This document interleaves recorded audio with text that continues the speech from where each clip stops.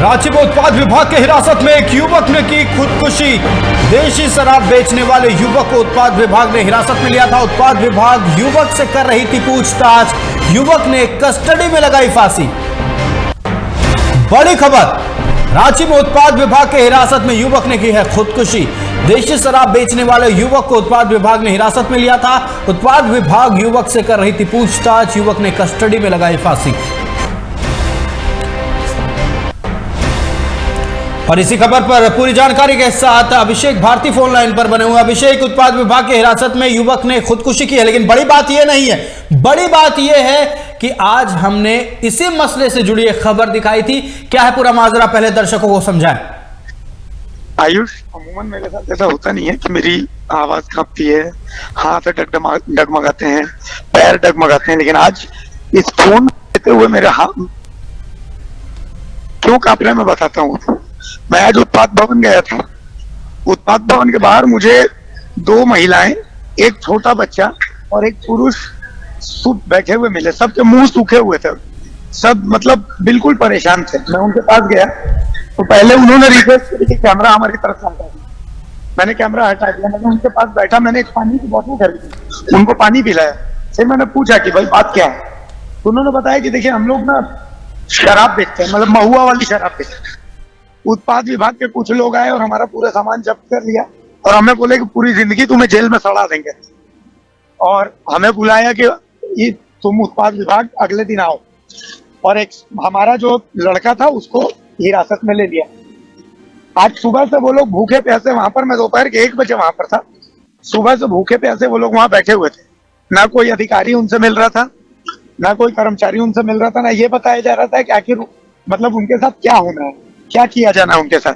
बस ये उनको कहा गया कि तुम्हें दिया जाएगा। इतना ही नहीं, अंदर से एक कोई शख्स बार बार दौड़ दौड़ के आ रहा था अधिकारी का मैसेज लेकर के।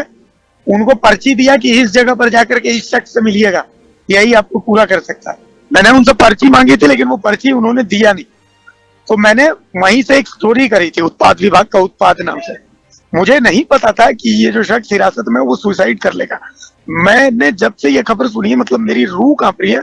मुझे समझ में नहीं आ रहा है कि मैं कैसे रिएक्ट करूं और मेरे हाथ पैर कांप रहे हैं।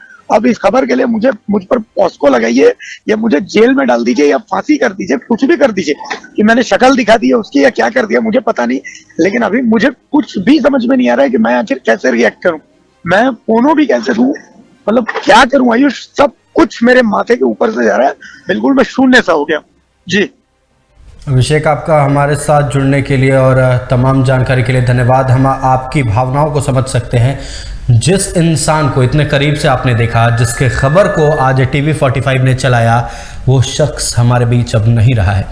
जी हाँ, कह सकते हैं कि प्रताड़ना उत्पाद विभाग की जो सिर्फ गरीबों पर होती है शायद, और अमीर जो बड़े बड़े कारोबारी हैं, लाखों करोड़ों कई सैकड़ों करोड़ के धंधे में लिप्त हैं, उन पर कार्रवाई नहीं होती है।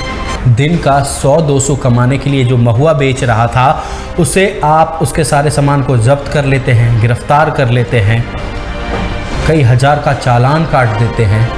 शख्स परेशान हो गया और हिरासत में ही, उत्पाद विभाग की हिरासत में ही फांसी लगाकर खुदकुशी कर ली। बिल्कुल सन्न कर देने वाली खबर।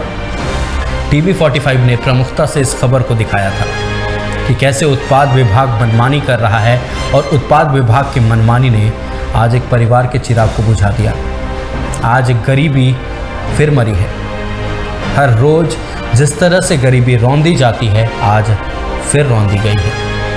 अमीरों को ये उत्पाद विभाग वाले सरकारी बाबू कुछ नहीं करते हैं। महुआ बेचना उसका जुर्म था और उस जुर्म के कारण उसके सारे सामान जब्त कर लिए गए, उसके परिवार वालों को परेशान किया गया, कई हजार का चालान काटा गया।